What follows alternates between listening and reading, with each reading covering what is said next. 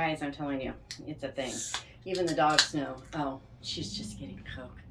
We don't want that stuff. It's kind of interesting. It's kind of warm out there, but I've turned off the cooler and it's not warming up in here. So it's kind of weird. But hey, welcome to Anne-tober. Okay, I've got a story for you. This shocks everybody, I know. Okay, so last year in like July or maybe August, I told my daughter Shalise of and Read Another Chapter in Stop Buster Living. I told her, you know, there's no read-a-thons for Anne in fall. I hadn't seen any. Now that doesn't mean they don't exist. It means I couldn't find any that year. That was last year. Did I say that? I think I said that. I'm going to say it again. I'm going to take off my shoes because the hot feet. Yeah. Okay. So because Anne, right? So I was like, let's do Anne-tober, right? It'll be great. And so we got all these plans and we were doing these things, and I realized I had a ton of stuff due in October. And there was no way I would be able to really participate in something that I'm kind of a part of, you know. I was really going for her channel because at the time I wasn't doing this here, right? But I was thinking it would be really fun for her channel and I could participate and I could get what I wanted. And I was already on the high from Chantal Reads All Days You've Got Mail Challenge. And so I was like, yes, I want to do this. But when I realized I absolutely couldn't do it, I even had my hair dyed redder just for the fun of it. I was going to do it like green braids and then do a cutaway and come back, and it's right. I was going to do it. I was doing it, guys. I was into this. Already had the hair dyed. Okay. My poor Beth is like, what'd you do with that? And I'm like, we didn't do it. So, oh well, right. But it was fun. And I decided this year, well, it's here. It's Anne-tober. We're doing it. All things Ellen Montgomery inspired in some way, shape, or form. We even have a pretty bingo board. Free square in the middle. Yeah. Oh, I'm so excited. There's so much to say. So I bought t-shirts for myself and my girls. It took forever to get them just right because you want the colors to be right, but you don't want, so then I had to like do extra ones to have a light font on a darker shirt, and everybody wanted different stuff. So I did Hey Carrots and I did Anne-tober. So Shalise and I did Anne-tober, and I think Haylene and Lorna, number 4 and number 7 daughters, I think they did Hey Carrots, different colored shirts. And then the grand girlies did I'm So Glad I Live in a World Where There Are Octobers. Me, I bought me one of each. And so, you know, it was fun. I needed t-shirts anyway, so it was a good excuse to do it. And everybody got a new t-shirt, and Grandma got 3 because Grandma and issues. But I needed them, so I justified it. All right, so all of that to say, it is Anne-tober. It's just going to run the month of October. Do things how you will. Okay, I'm just going to say. But we have this little bingo board that I'm going to set here so that I hope I don't forget what's what. But we took quotes from the Anne books, or partial quotes. We took those. Neville's thirsty again. He's going to lick the last drop of water out of the bowl because he already got the rest of the water. Anywho, he's got a huge amount in the house. He's fine. But yeah, so we took quotes and then we used those quotes to pull book ideas, and we each took turns coming up with the quote we wanted and what we wanted and all that good stuff. So we're going to start. I'm going to give you which book I'm going to read for it, as well as a couple of recommendations. I think I've got a couple that I need recommendations for. So help me out here. So the first, where'd they go? Okay. So the first one is, please, if you won't call me Cordelia, will you please call me Anne, spelled with an E. So for Anne with an E, which doesn't really make sense, but it does, but it doesn't, but it does. We decided a book that starts with E. If you want to take it to the easy route, you can leave off things like of and the and a, you know, articles, prepositions, whatever. But I went with almost only straight up E's. There is, if you want biblical fiction, there's Ezekiel song. I'm just going to throw that out there because I just thought of it. But I did one recommendation for So I did one recommendation with a "the," just to, whatever. Actually, I did two. I'm a liar. What a liar I was. Oh, that's right. Hang on. One of these is a double whammy, so I had to go get it. Okay, so first and foremost, Anne with an E. So book starting with E, I chose Emily of Deep Valley because, yes, right? Yes. This book feels very Anne-ish to me. Sort of an orphan, living with an uncle or grandfather. He was a grandfather. In Minnesota. So, there are some definite similarities, and yet it's its own story. I loved it. I did not expect to, because I'm not a huge fan of Maud Hart Lovelace, but maybe I am now, and I just wasn't back in the day. So I'm going to try another one. But yeah, so Emily of Deep Valley, LMNOP. So LMNOP is an epistolary novel in a town where, the guy who, now when I was a kid, it was the quick red fox jumped over the lazy brown dogs. But now they've even shortened that further to, I don't know. I don't remember. But they've shortened it even more. So it's a kind of a tribute to the guy that created it. But what happens is they have these alphabets over like the town hall or something, the alphabet letters. And one day, one of those letters drops. And so it's epistolary, so it's telling the story through letters from one gal to other people. And when that one drops, the town decides, okay, we're not using that letter anymore. So the letters that she's writing start leaving those letters out, and then another one drops. And pretty soon it gets hilarious. It is a brilliant book, because I'm just saying, writing this would be so hard. It would just, the creative spelling you have to do, the word choices you have to, you can see how this gal has to change which word she would use, because she can't, there's no way to spell it any other way, so she has to use a different word. And it's hilarious, it's awesome, and it starts with E. Ella Minnow P, as in LMNOP. Yeah, okay. Then I still want to save this for last, because that's the one I'm going to read. So the two that I have with "the" in front are The Edge of Belonging by Amanda Cox. Really good dual timeline book.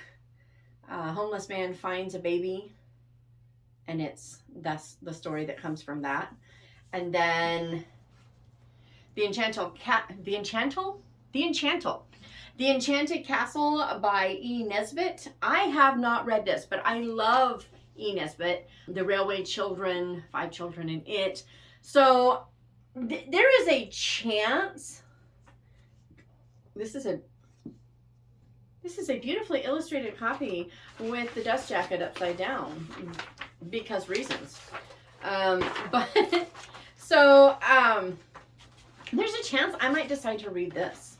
It's entirely possible, especially if I don't end up getting into the one I'm reading.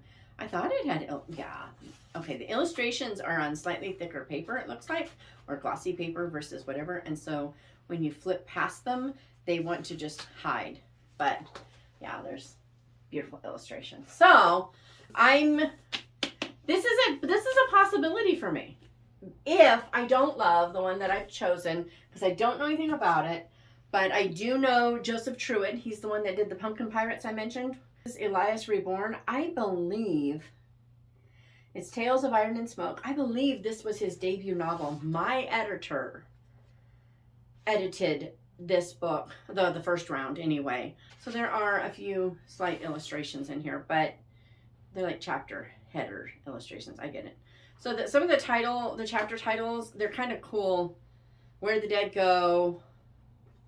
Just felt kind of whatever. The Owl in the Darkness. The Dirty Hunchback. Is that another? Oh, there's another one. Grand Fortune City. So they're not really spoilery chapter titles, which I appreciate, and they're just pretty cool. What was that? Mayor Malfunction. No, Major. I read Mayor and I was like, a Mayor Malfunction? But it looks kind of weird. I'm just saying. So we'll see. I don't know about this. I think my editor liked it. So there's that. But yeah, that's going to be, I'm going to keep that separate because that's going to be my Anne-tober, Anne with an E, first square thing. All right, now the second square is cheat sheet, Kindred Spirits. And you know, there's a lot more Kindred Spirits in the world than I thought there was, or something to that effect. I meant to write them down and I forgot. So I'm just going by memories. And so we thought this would be like, well, if you liked this Anne book, or if you liked the Anne books, you'll also like. And there's a couple I didn't bring out, even though I feel that way about, because I don't think people are going to agree with me. And one of those being A Tree Grows in Brooklyn. I resonate so much with Anne and Francie, and I feel like Tree Grows in Brooklyn kind of has the same kind of accepting who she is and just being herself kind of vibes, and it's just in a different location and whatever. But A Tree Grows in Brooklyn is written so oddly, it jumps all over the time and space, that a lot of people have trouble with it. So I decided not to do that, because yesterday my copy of Nothing But Miracles by Kate Albus, the gal who wrote A Place to Hang the Moon, arrived. And I started reading, even though I shouldn't be. I have to be finishing a book. But I've made it to page 113. There's not that many pages in this book. It's very strange. They put the wrap around the flyleaf. I thought that was odd. But let's see, 271 starts the author's note. So there's not that many pages. But to me, this feels kind of like a middle grade, focused only on Francie, A Tree Grows in Brooklyn, kind of a nod, if you will. It's just a really, I'm loving this book so much. I was so afraid. I have to admit it. I loved A Place to Hang the Moon so much that I really was afraid. It's a debut novel. I was afraid she couldn't do it. But this is awesome. And I feel like if Anne had been born in New York at this time, she would have been a lot like Dory, which I think is super cool. So, for what it's worth, my first, if you liked, you'll like. I think if you like the Anne books and Anne's character and those kinds of things, I think you'll like this one. I would say that this is going to be the one I'm going to be reading, but I'm going to have it done before then. And then the next one I thought of was Ladies of the Lake, because this takes place on Prince Edward Island. Okay, chapter 1 is 1935. Oh, it's split time. This is 1905. 1935 and 1935. So this is pre-war. To me, those look like World War II dresses. It's kind of bothering me now. I get so worked up about the stupidest things. Well, okay, but October 1943 is the end, so now I'm fine. Everything's fine. All is fine. It's fine. It's fine. Anywho.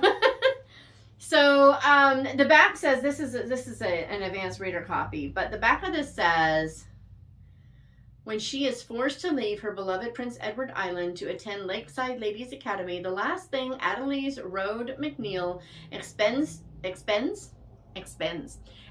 to find is 3 kindred spirits. The ladies of the lake, as the four girls call themselves, quickly bond like sisters, vowing that wherever life takes them, they will always be there for each other. But that is before. And I'm going to stop there. Something about before the dawn of World War I, and then 17 years later, and da-da-da-da-da-da. So I'm thinking, yeah, if you like, and Kathy Gulke is amazing. So if you like Anne, I'm going to say Ladies of the Lake, Prince Edward Island, Kindred Spirits. How much better can it go? Then, oh, that needs to go away. And then I decided to go for Miss Bunkle's book. And the reason I do is that I feel like Miss Bunkle is too old to be Anne. But I feel like if Anne had lived in England a few years later, as a girl, she would have been, or if Miss Bunkle had lived, whatever. I feel like they definitely would have been friends. They're both imaginative. They're both kind of romantics at heart, and yet not in the traditional sense. They're not the same person at all, and yet they would have been friends. I just think they would have been friends, and I just think everybody needs to read Miss Bunkle's book because it's hilarious. It has this twist in it that makes it feel like it doesn't belong in the book. It really does, except that the way the book is written and what the book is all about, it does belong in the book. And then at the next moment, you're like, oh, I get it. And yet it's not like a twist I've ever read before. So there's that. And the book I'm going to read this has 2 of them in it. I'm only going to read one of them, probably, because I'm not even interested in the other book, but it was the only way I could find Carney's House Party, which is a Maud Hart Lovelace. I think it fits in the Emily of Deep Valley canon world, whatever. And so it says Carney's House Party. In the summer of 1911, Caroline Carney Sibley is home from college and looking forward to hosting a month-long house party, catching up with the old crowd, including her friend Betsy Ray, and introducing them to her Vassar classmate, Isabel Porteous. Romance is in the air with the return of Carney's high school sweetheart, Larry Humphreys, for whom she's pined all these years. Oh no, I didn't see that before. Will she like him as well as she once did? Or will the exasperating Sam Hutchinson turn her head? Oh dear. Well, I'm going to read it, but I have a feeling I might like Winona's Pony Cart better, because all she wants for her 8th birthday is a pony, and I'm thinking an 8-year-old sounds a lot better right now. So, but I'm going to try it because I didn't expect to like Emily of Deep Valley, and I did, and this is clearly a reprint. She may have gone, where'd that come from? What made you write that? That's not my book. So I'm just going to assume the best. Deep breath, all is well. And that is Kindred Spirits. Next up is, I suppose it was A Romantic Way to Perish for a Mouse. And for this one, someone has to die in the book. And it doesn't have to be like, okay, for example, A Tree Grows in Brooklyn, since we've already talked about that. In A Tree Grows in Brooklyn, someone very close to them dies. It is heartbreaking. And yet we're not talking a mystery. It's kind of life, right? Well, we can do that if you want something like that. Or you can go with like what I am gonna do. Okay, so I'm still up in the air about which one I'm going to read, so I'm going to ask you guys which one. This is just a placeholder, just to have something to show. If you're looking for audiobooks, Elizabeth Peters' Amelia Peabody series is read by Barbara Rosenblatt, and it is brilliant. Aside from that woman does accents like nobody's business. She can switch from an American to a British to a Spanish to Bulgarian to African and back again. Just boom, but she's amazing. She just doesn't do small children well. Small children, not so much. She makes them sound like insipid idiots, I'm telling you. But with her wide talent, I'm not gonna complain. I'm just saying, because I even when she's talking about the little boy in this series, Ramses, even when she's talking for him, I don't care, because the story is so great and she is so great for 99.4% of the that's random of the whole series. So for a death, if you're looking for audio, Elizabeth Peters, I think Death of a Crocodile or something like that is the first one.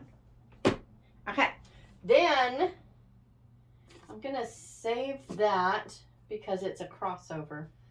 These are the 2, I think, maybe. One of these 2, I think, are the ones I'm going to read. I'm not sure. So I started this one way back when I first started the podcast, and I was trying to read all the books. And I finally remembered that's why I have so many started and not finished, because I would have interviews. And so I'd be trying to read them, but I couldn't finish it. And then I have the next one, so I'd be trying to read it. And I finally gave up trying to read the books, because all it did is help me, have to cut stuff out because I gave away spoilers without meaning to. So, because I hadn't finished. See, if I had finished, I would know it was a spoiler. That's the key, right? So Death and a Crocodile is an ancient Rome, like first century Rome mystery. And it is hilarious. Okay, so I got to share some of this, because just like the glossary or cast of characters, I think it's cast of characters. Wait, no. I thought there was a cast of characters. Is this isn't the one? Oh, no. Here we go. Okay. Dramatis personae. In other words, cast of characters, right? So, let me see if I can find one that's funny. So, Agneta, an impeccably trained slave with perfect decorum, but no common sense whatsoever. The kind of maid Livia despises. Then on the other hand, there's Roxana, a spirited young slave girl from the wrong part of town with an attitude highly inappropriate for a lady's maid. Exactly what Livia is looking for. Cook, and that is what he does. Quite well, actually. Nemesis, an intelligent black cat with a penchant for filching sausages, named for the goddess of vengeance. So, as far as I got, which is probably less than chapter 15, I'm going to guess, I loved it. I was cracking up. It was so funny, but you do actually have, this is Death and a Crocodile. So now, Crocodile on the Sandbank. That's what, yeah. The Elizabeth Peter, first one. Amelia Peabody, Crocodile on the Sandbank. Okay. Only Shatona. Okay, but Death and a Crocodile, Lisa Betts. I really want to finish this book. I can't believe I haven't. So there's that. This is an option. Or I just got this in the mail. I don't know anything about this, guy. So if anyone knows about this book, you've got to tell me. But I saw it somewhere, and A, it's beautiful, and B, it sounded hilarious. And so, yeah. There's even, guys, there's even a map. It's a gorgeous map. So this was an Edgar Award winner, it says. Or the novelist is an Edgar Award winner. It's kind of hard to tell. I think the author is the award winner, not this book. It says New York Times bestseller. Is that the author or is that the book? I don't know. So it's Murder Your Employer by Rupert Holmes. McMaster's Guide to Homicide, Volume 1. I'm hoping this is as good as it looks. It looks amazing. From Edgar Award-winning novelist and playwright Rupert Holmes comes a thriller with a killer concept. The McMaster's Conservatory for the Applied Arts, a luxurious clandestine college dedicated to the fine art of murder. Prepare yourself for an education you'll never forget. A delightful mix of witty wordplay, breathtaking twists, and genuine intrigue. Murder Your Employer will gain you admission into a wholly original world cocooned within the most entertaining book about well-intentioned would-be murderers you'll ever read.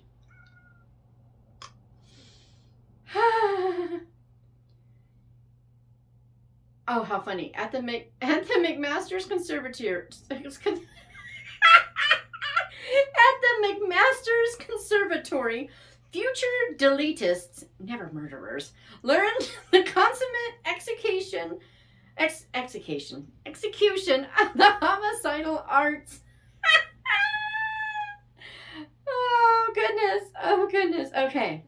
So I yes, because yes. So tell me I'm going to love it. Lie if necessary. No, I think I'm going to read one of these two. Which one? Which one? Both? Oh. So those are going in my maybe pile because what else can I do? And then we are up for another one. Okay. The next one is, I love a book that makes me cry. So, a tearjerker. Now, here's my problem, guys. I gotta be honest, I'm not a crier at all.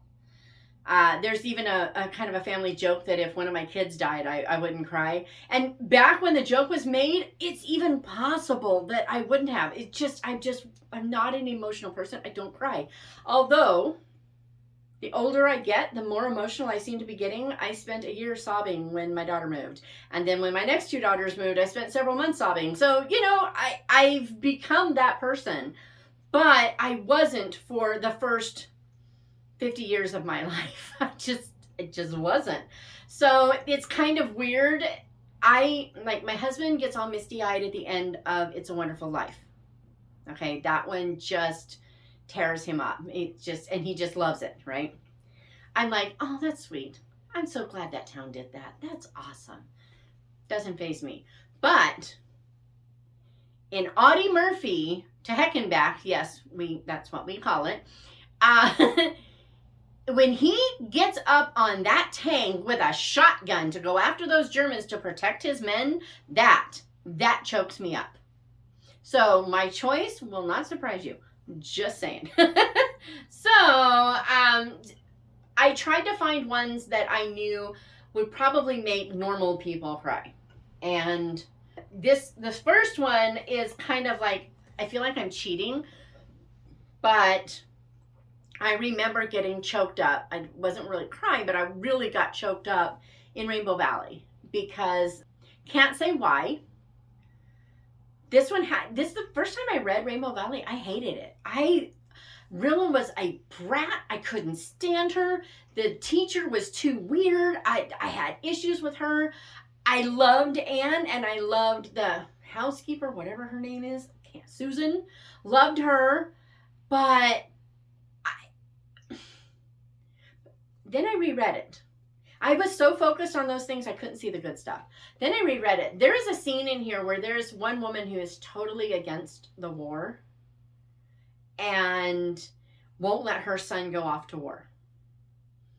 And when Anne takes Jem to the train station and goes with him and is trying to keep it together, because the last thing you want your son to see is not you bawling, right?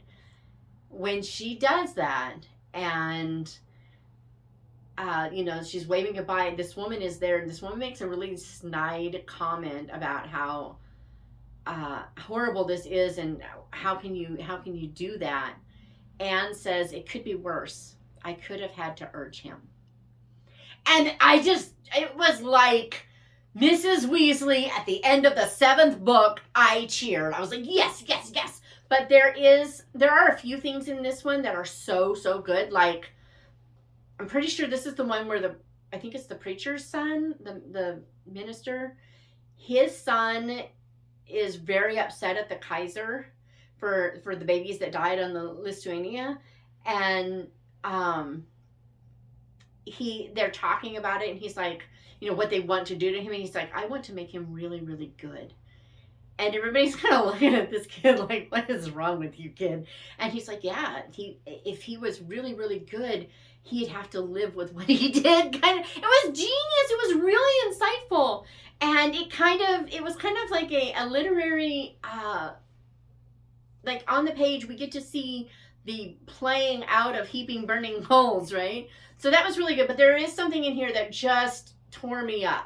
I didn't sob, I didn't bawl, but if I was normal, I would have. So that's one. And then, guys, this is one of the best books I've ever read in my entire life. It's been around for a long time. It has a new cover now, so it won't look like this. But Robin Lee Hatcher's The Forgiving Hour. I'm going to see what they put on the back so I can find out if what I want to say is too much of a spoiler. Okay, I'm just going to read the back then. That's all we need to know. Okay? It says, after years of bitterness and anger over her ex-husband's betrayal, Claire Conway's life finally seems to be on track. But when her son Dakota brings home his fiancée, Sarah Jennings, everything falls apart. For Sarah turns out to be the same woman Claire's husband had an affair with 12 years earlier. And though Claire has moved on with her life, there are some things it would take a miracle to forgive. And it says, a searing tale of love, betrayal, and forgiveness. And it is beautiful.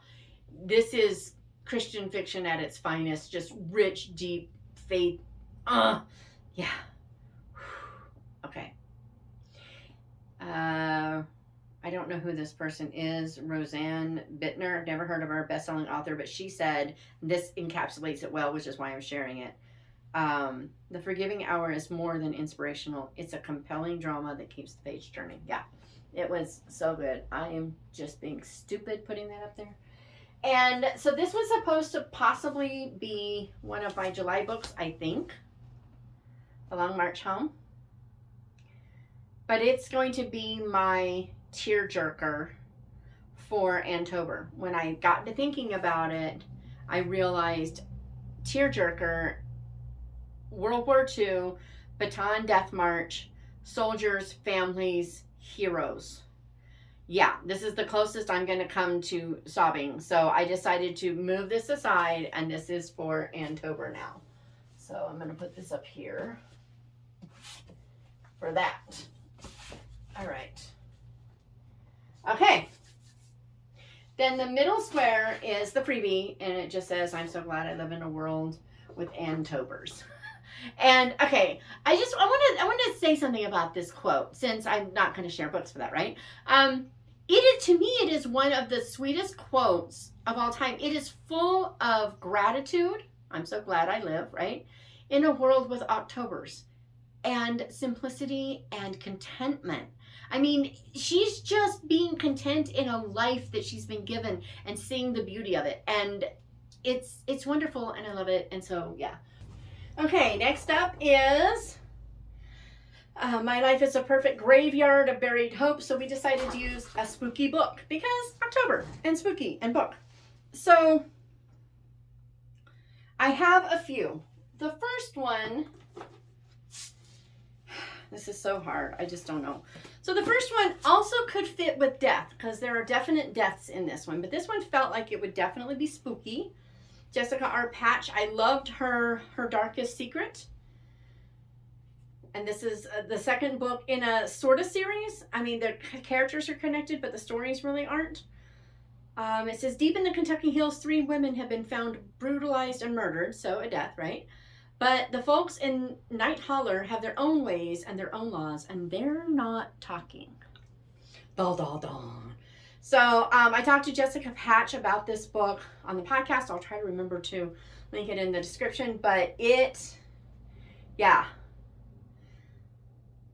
Lynette Eason says, if you like romantic suspense, you need to read this book. But yeah, so this one would be good for death as well. But it also feels really spooky.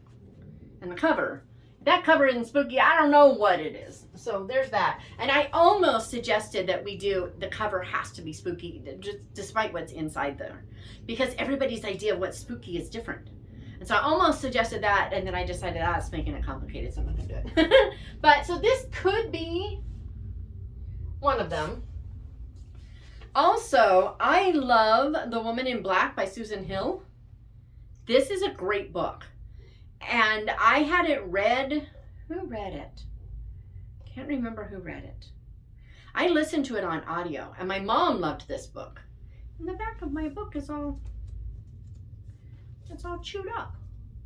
Neville, have you been devouring books again? You have, haven't you?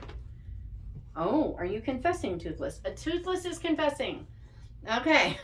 I know. You just all the attention. Give me the attention. So this is a spooky book. And it is not a gory, ugly, whatever. It's just totally creepy, and it's it says on the back, the Daily Telegraph claims the most brilliantly effective spine chiller you will ever encounter. And another one says a highly efficient chiller, nerve shredding. So yeah, it's true. Okay, so I'm going to skip all the other stuff. It's an isolated place out in the middle of nowhere, right? The routine business trip he anticipated quickly takes a horrifying turn when he finds himself haunted by a series of mysterious sounds and images: a rocking chair in a deserted nursery, the eerie sound of a pony in trap, a child's scream in the fog, and the most terrifying of all, a ghostly woman dressed all in black. And I have seen the movie. The movie was okay. It wasn't great. But the book, especially the audiobook, having it read to you, I feel like is spookier than just reading it. Just putting that out there. So that's one option. And then I don't know which one I'm gonna read. So guys, tell me which one do I read? Need to know. Cry in the Dark or Vanishing at Castle Moreau. This one's when I talked to Jamie Jo about this one on the podcast, it was the one that it was inspired by an actual serial killer in Hungary, and the stuff behind that is just horrifying. And so it sounds really good because it's like one of those Wisconsin type, summer cottage castles, and all that goes with it. People go missing. It says a haunting legend, an ominous curse, a search for a secret buried deep within the castle walls. So, I have goodies in here. What do we have? We have a sticker and a bookmark. So, chapter 1 is called The Girl. Okay, so I could read this one, dual timeline, all the funness, or I wanted a spooky that is subjective. I think it's subjective. I'm going on almost no sleep, guys. I have to have this book done, and it's not. And down to the last couple chapters, and I gotta get them right, and it's so no sleep. So anyway, so The Secrets of the Chocolate House. This is the second one after The Little Shop of Found Things, and in that one, it's a true time slip where this gal actually goes from today into the past, deals with problems there, tries to help somebody, and has to come back and forth a couple of times. It was really good, but some people will find that kind of thing creepy, especially with what happens, how she gets there, and how that's going. And so that's definitely creepy. There's definitely a ghost involved, and this is not Christian fiction. But that book had several opportunities where it could have gone smutty, at least 2 for sure. It could have gone smutty, and it didn't. I wasn't really afraid of it. I just knew that, this is a spot where they could do this. So I was waiting for it, but it didn't feel like it was going to go there, and it didn't. And I was so grateful. And I'm hoping that the series will continue that way. I loved it. If I recall, that one might have had a half a dozen words or something in it that I didn't appreciate, but it wasn't constant. So this is the next book in that series. All right, book outlet, that's not acceptable. Don't do this to me. You just don't love me anymore. Okay, I read that book and turned around and bought the entire series. I hope I like them all.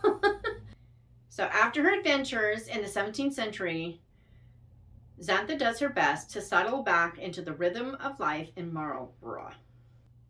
With the help of her new friends, she does her best to move on, focusing instead on the success of her and Flora's antique shop.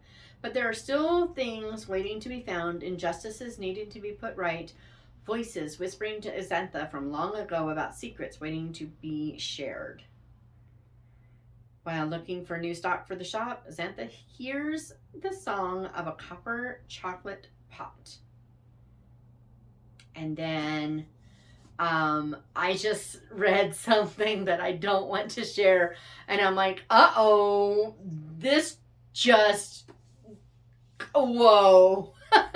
Okay, so there's no question about which spooky book I'm going to call. This doesn't really feel spooky to me, but it would to a lot of people, and I have to read it. So this is going to be my spooky. Whoa, okay. Whoa, okay. So, yeah, Secrets of the Chocolate House by Paula Braxton is what I'm going to read. But my point in showing this was only to show that just because it's spooky, it can be spooky's in the feels of the befeeler. Let's go with that. And so I wanted to show that they don't all have to be like, you know, this isn't really gross, but the original gal was kind of gross. And then, or, you know, just totally creepy or murderous to be creepy. Yeah, this is it. That's what we're going to do. What we're going to do, guys. So the next one is each day is fresh with no mistakes in it. Yep. Or something like that. So the no mistakes, and we decided that a character gets a fresh start. So it can be like a second chance romance, or if that's really the way you want to take it. But I tried to find things that were truly a fresh start. Yes? Yes? Okay. So this one, the fresh start in this one isn't going to be like totally new and happy and clean. She gets a fresh start because she forgets everything. With every memory, she's in an accident, she forgets. She only remembers how her life used to be, not how it was when the accident happened, and everything that goes with it. So it's by Janine Roche, and I do really, really, really want to read this because I think it's going to be a lot like my None So Blind. And the back says, is the life she can't remember one she'd rather forget? So yes, that's a fresh start, but it's not the start you thought you were getting, which is like a lot of fresh starts, right? Also, the secret to happiness for those people who are just not ready to let summer go because the snow and the misery is coming. Here you go. I've got two of them for you. So The Secret to Happiness by Suzanne Woods Fisher. I read the opening of this book at the end of the last book, and it definitely is like the cousin of the women in the first book. She's coming and she's getting a fresh start. So that's all you need to know. Ice cream shop on Cape Cod. So there's that. And then I'm reading this one right now, The Best Summer of Our Lives. And these gals did get fresh starts after making some really dumb decisions. We're living the dumb decisions with them mostly, but we get to see a little bit about what's happening now. And like one of them needs a whole new fresh start and all the stuffness. So this one has multiple fresh starts and how they worked out or didn't. And so The Best Summer of Our Lives by Rachel Hauck. I keep saying Hawk. It's not Hawk. It's Hauck. And so far it's really good. Also, if you want a little bit of creepy, but not massive amounts of creepy, there is a killer in here. Is your toe good? Okay, well, you enjoy that toe. So there is a guy who has killed campers in here, and they're looking for him. There's a manhunt, and they're all a little jumpy. So there is that if you're looking for it. But the one I'm going to read, because I've been waiting since I finished the last one to read that, is a Driftwood Bay novel. It is Hurried Rest by Terry Blake, who is Carrie Trumbo. And in the last book, there was this big, and see, I don't feel like I can tell you about this book. So but I can tell you about the last one because it doesn't have any spoilers. So in the last book, that woman's husband left her and started divorce proceedings and was being awful, and her three sisters, I think it's her three sisters, show up to help and get things going, and there's clearly something going on that they're keeping from her, and then at the end we find out what that thing is. Well, in this one, this is like her she's starting over, except that her fresh with no mistakes, she's going to be making massive mistakes if she doesn't deal with something. And so yeah, it's a definitely a fresh start, and her fresh start is actually kind of a stinky start at first, and I'm hoping it's going to go in the direction that I want it to go. So in this one, the one sister's past has caught up with her, and it's time to definitely take a fresh start. So that's going to be definitely my fresh start book for this one. All right, the next one is When Your Imagination, isn't it, it's something, the quote is something like, isn't it wonderful when your imaginations come true? And so we decided, let's do imaginations with like sci-fi and fantasy type stuff. So that's this one. And really, I'm just going to throw this out there. This would fit because it's kind of like magical realism, if you will. So I'm just putting that out there. This one would fit that. But here's the ones I wanted to share. They include the one I will do, plus a couple others. Okay, you want to see me choke up? It's gonna happen. I'm just warning you. All right. So, No Space Like Home. This is The Wizard of Oz, which I can't stand. I hate The Wizard of Oz. This is The Wizard of Oz in space, and I love it. I love it. So, it's Stars of the High-Reth books, book 1. There will probably, it's possible there will be more books. This one ends complete. There could be a series, but there doesn't have to be, kind of like Wizard of Oz, right?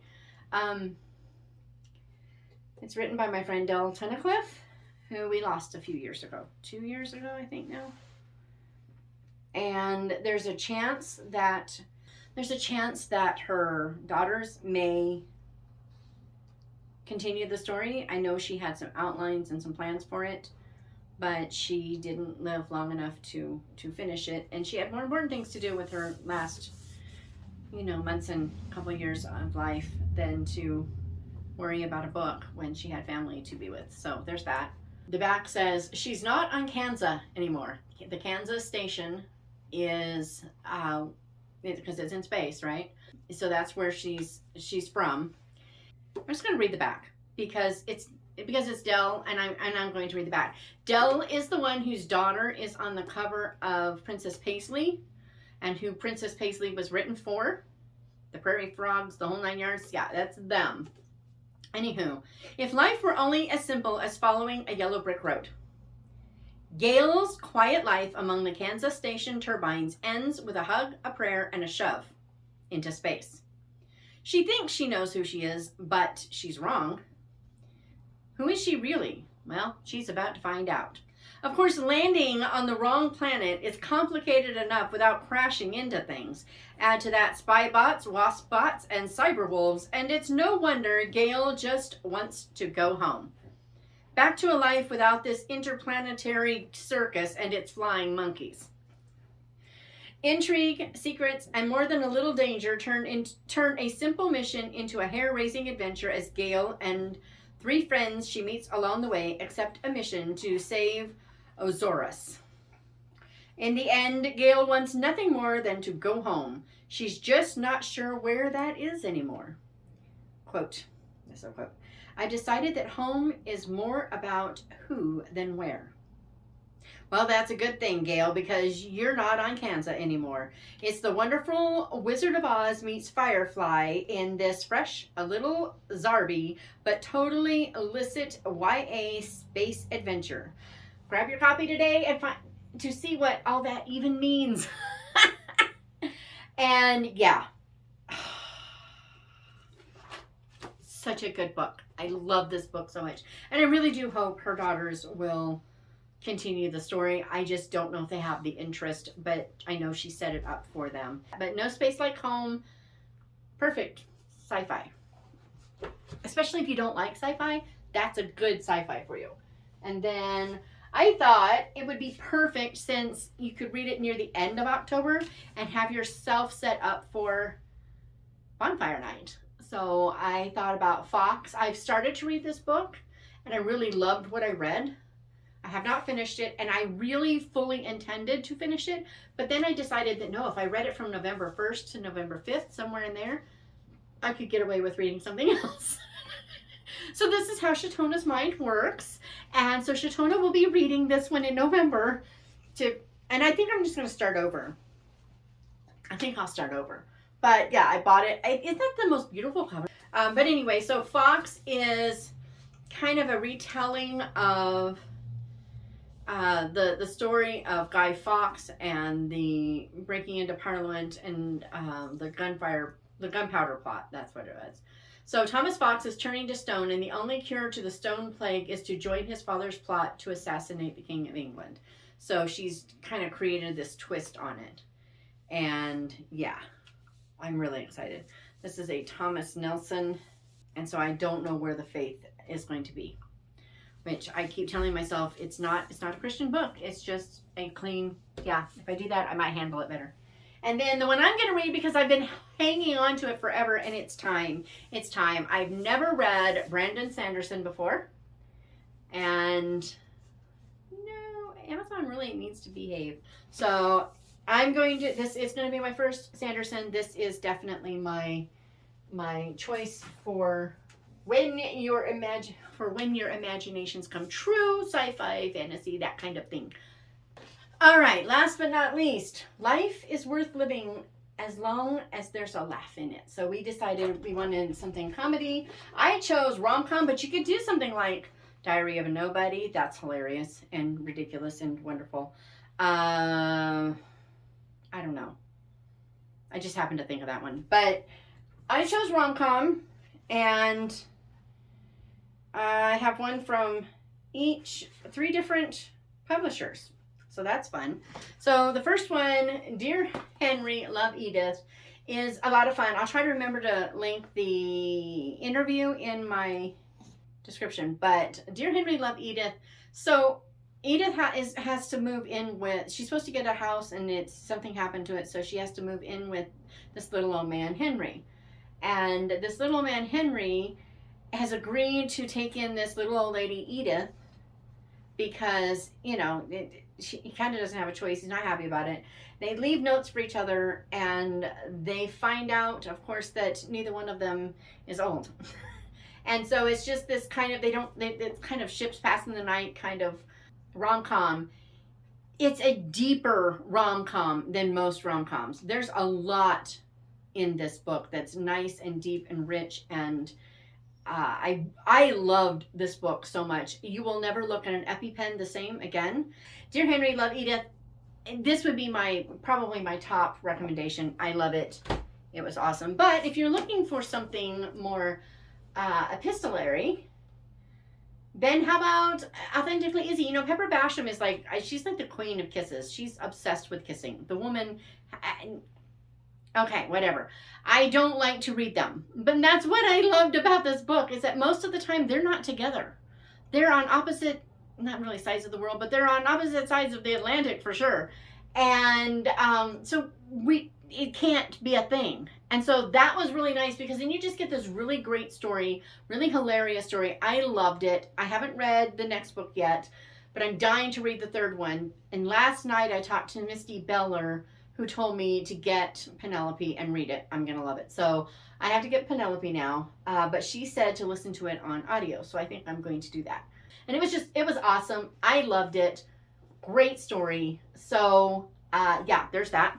And then the one I'm going to read is Hero Debut by Angela Ruth Strong.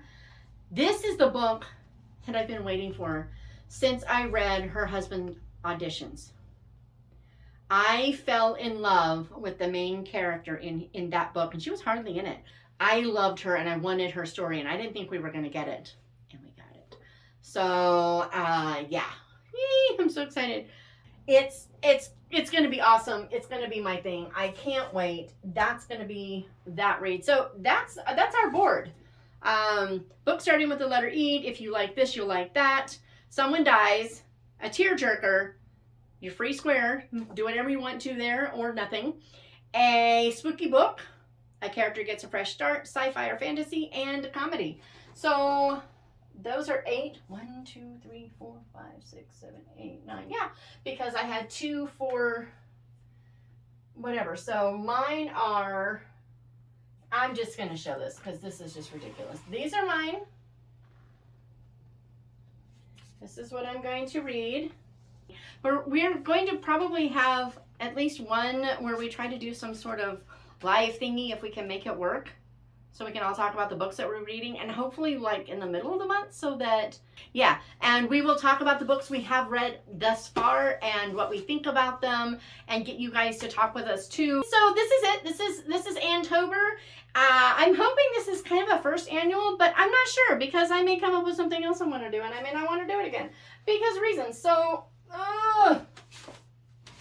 they're just a mess. All the messness. But that's it. You can go, there'll be a link down below. You can go download. I did 2. I did a small copy that you can just like get for your phone.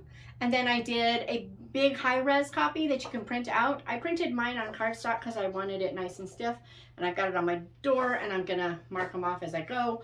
And I'll probably put it in my reading journal, or maybe not. I don't know. But, so you can get your Anne-tober bingo board, and I hope you'll join us, because we're going to have fun whether you do or not, but we'll have a lot more fun if you do. So, there's that. See you again on Monday.